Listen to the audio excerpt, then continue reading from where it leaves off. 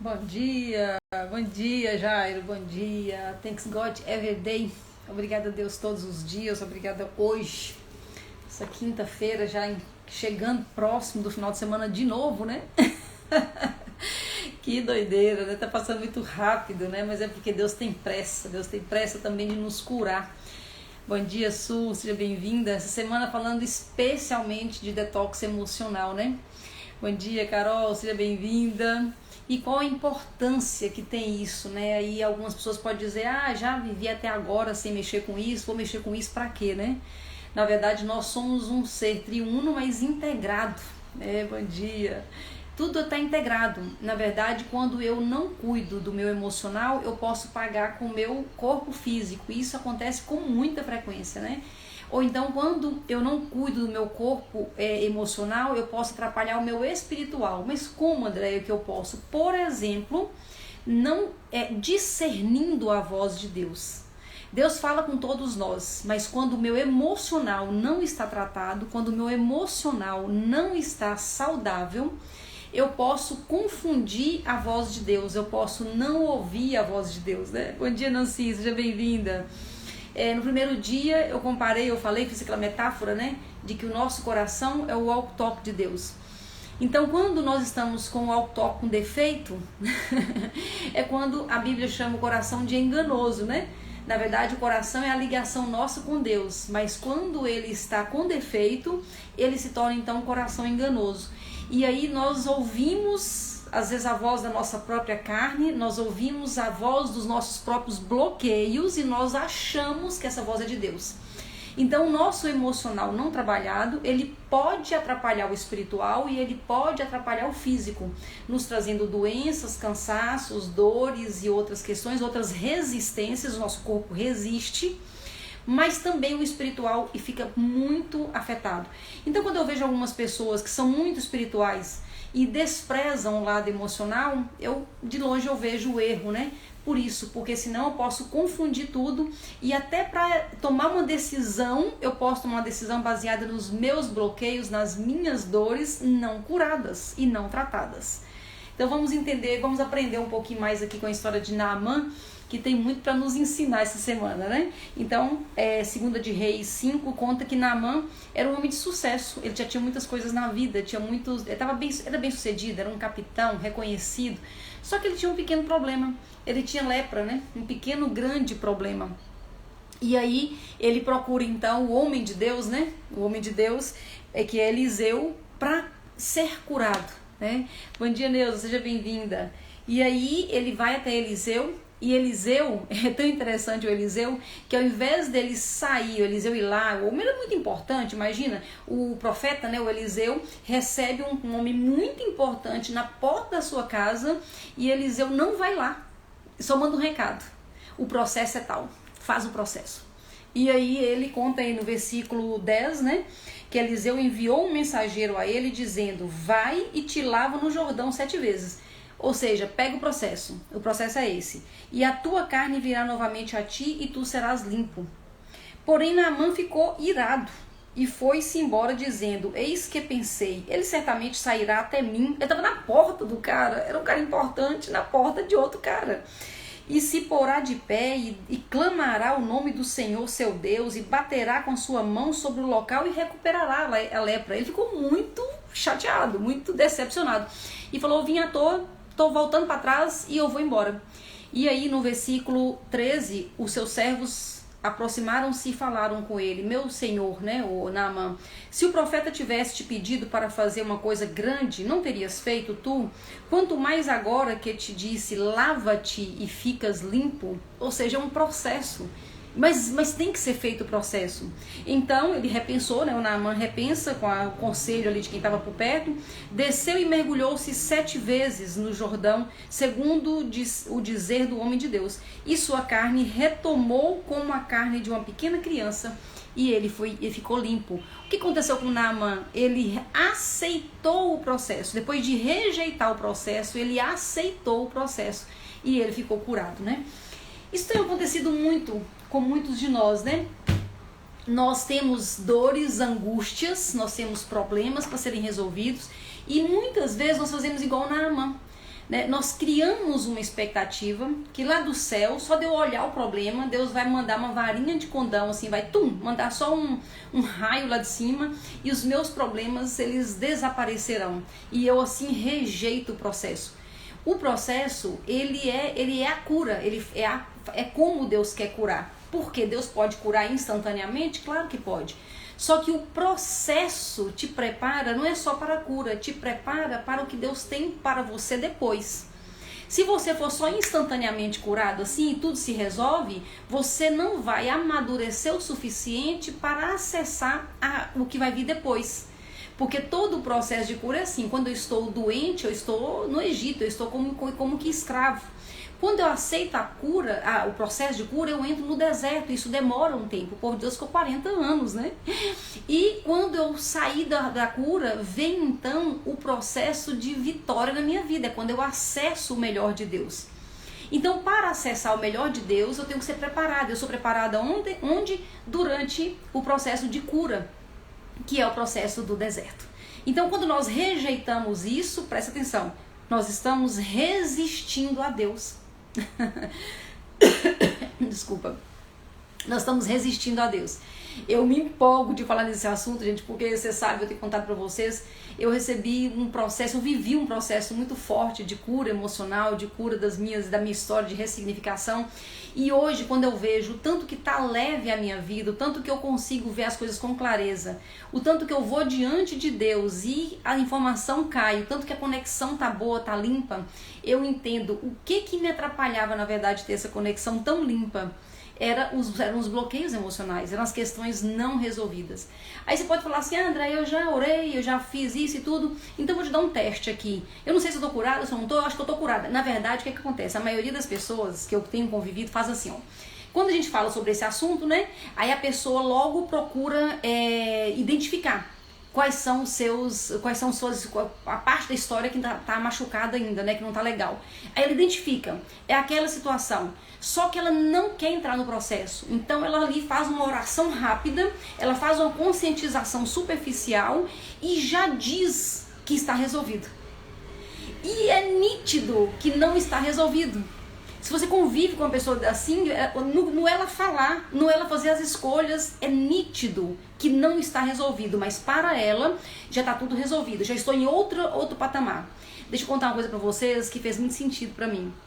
Eu questionava a Deus muito assim, Deus, mas por que meu deserto demora tanto? Por que meu deserto não acaba? Isso muito tempo atrás, né? E aí Deus, bom dia Murilo, seja bem-vindo. E Deus falou comigo assim, o deserto está demorando, olha o que Deus me falou, o deserto está demorando porque você ainda não entrou nele. Foi chocante. Na verdade, eu estava vivendo como escrava, eu só tinha consciência do que estava acontecendo, mas eu estava vivendo como escrava.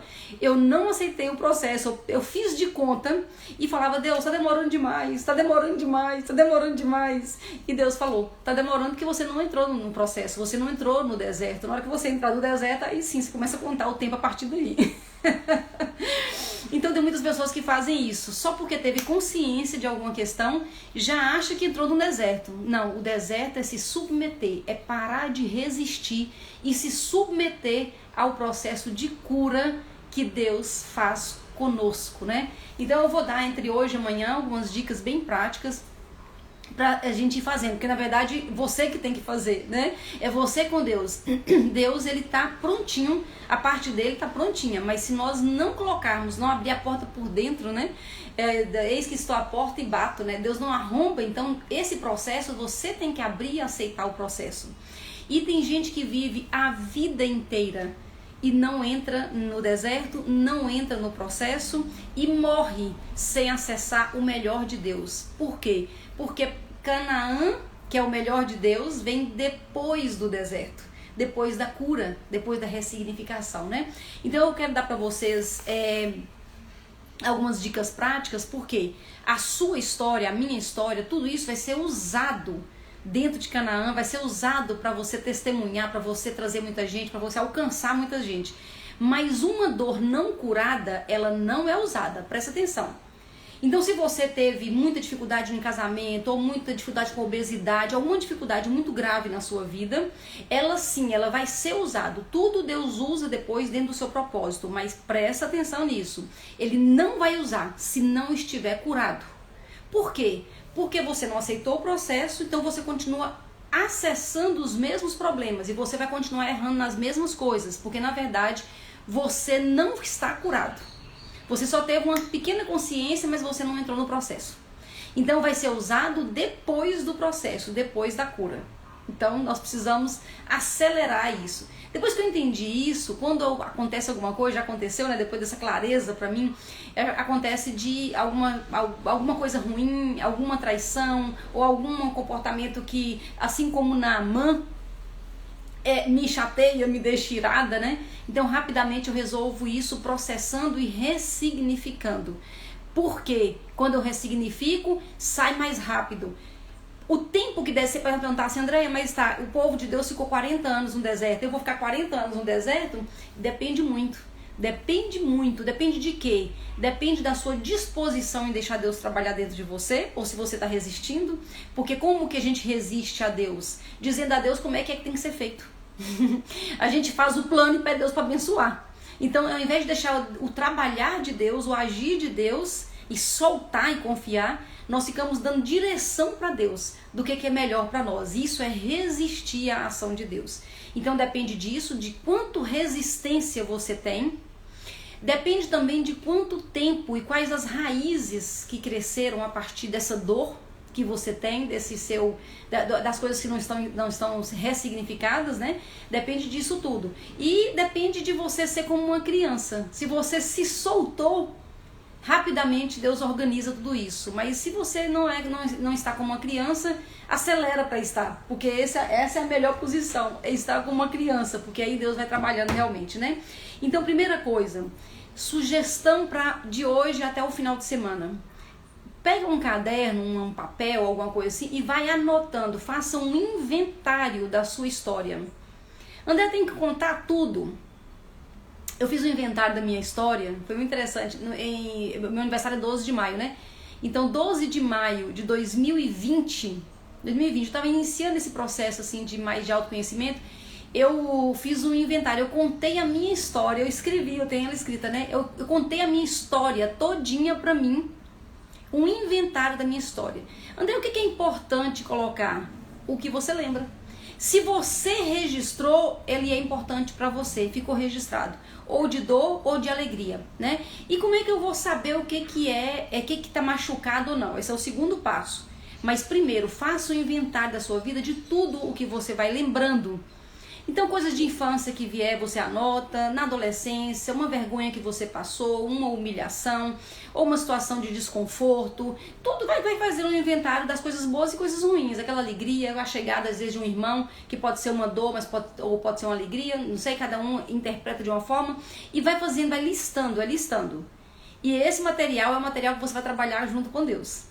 Isso aí você vai apresentar para Deus, é isso que nós temos para hoje, vamos começar o processo. Mas antes de começar o processo, faça esse inventário e liste tudo o que você foi lembrando. Tem coisas que pode não ter importância, assim, num grau. Às vezes, o dia que o político não olhou para mim, não sei, pode ser uma bobagem, mas se fez sentido para você, isso é importante. Tudo que fez sentido para você, não importa quem é que vai achar ser importante ou não, só você. Então lista tudo isso, essa é a primeira coisa. A segunda coisa, você tem que descobrir a sensibilidade da sua dor. Quando a gente vai num médico ou num dentista, não tem aquele negócio assim, o médico, por exemplo, vai apalpando, né? Apalpa, e você não sente nada, de repente ele toca num ponto. Quando ele toca num ponto, dói, é aquele ponto que ele vai, aí ele para ali, ele vai olhar agora aquela dor. Então, se começou a palpar aqui em cima e não tem nada, chegou aqui embaixo, achou aqui, não adianta ficar procurando aqui em cima, tá ali embaixo. Então, o médico, ele com sensibilidade, ele percebe onde que está doendo em você, qual é o ponto, onde que está, e aí ele começa a investigar. A mesma coisa nós fazemos com as nossas emoções. Como isso? Você escreve, você faz um inventário da sua história e aí depois disso você pega cada história e num momento em silêncio, preferencialmente em oração, você lembra daquela história. Aí qual é o sentimento? O que você sente ao lembrar daquela história? Se o sentimento é um sentimento de dor, pode ser de vergonha, pode ser de humilhação, pode ser de ódio, de raiva, de mágoa, de qualquer coisa, de vitimismo. O vitimismo mostra muito que a dor tá ali ainda.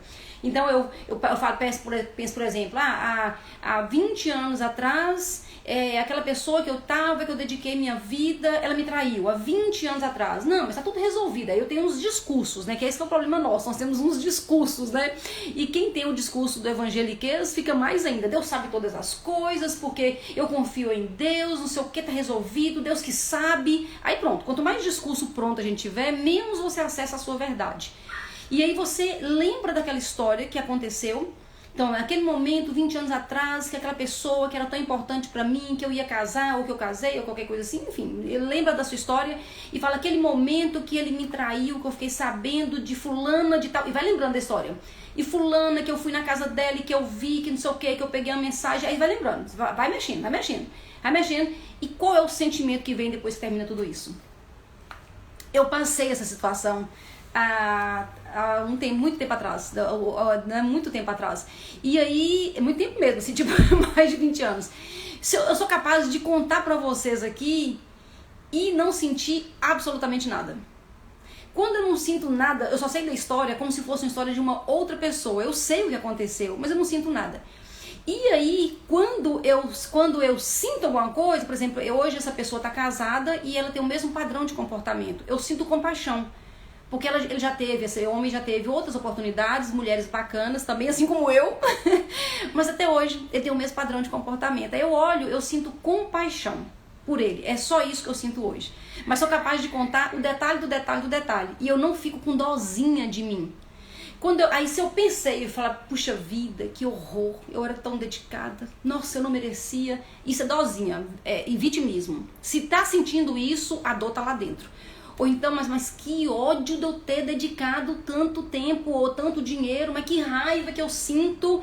Pronto, aí você já identificou. Você como médico, você foi apalpando e você chegou na dor, né?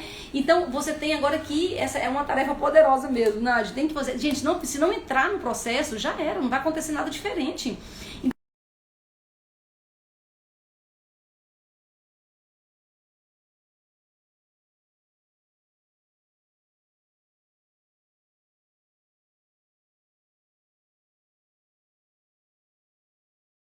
Entrar no processo.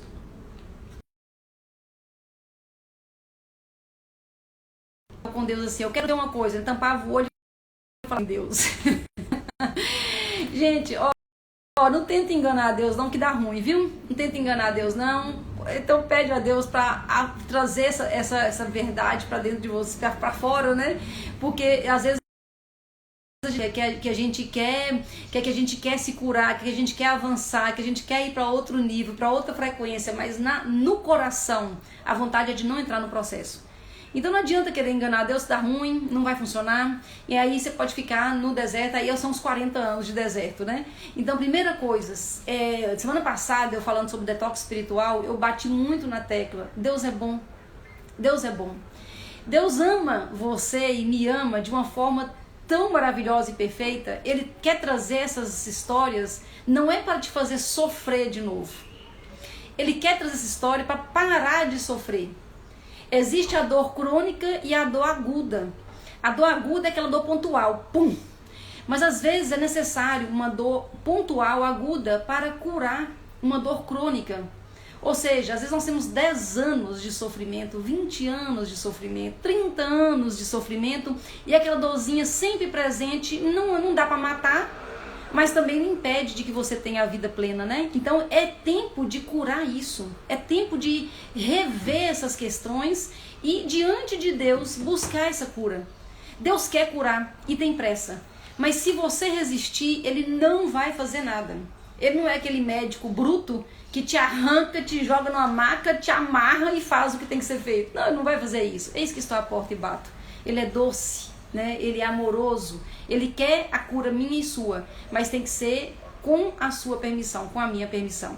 E como uma pessoa curada e liberta de tantas coisas, e tem muito para ser liberta ainda, mas como uma pessoa que foi curada desse tempo, eu posso garantir para você, sem sombra de dúvida, vale a pena demais. É uma vida de liberdade. Gálatas 5:1 fala, foi para a liberdade que Cristo nos libertou.